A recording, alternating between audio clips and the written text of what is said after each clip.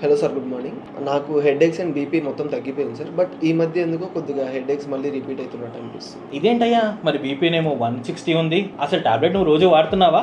Sir, ఒక 2 రోజులు వాడాను, దాని తర్వాత ఆపేశాను. కంట్రోల్లో వచ్చిందని నాకు అర్థమై ఆపేశాను. ఏంటి, బీపీ కంట్రోల్ అయిపోయిందని టాబ్లెట్ బంద్ చేసావా? అంటే నీకు నువ్వే డెసిషన్ తీసుకున్నావా?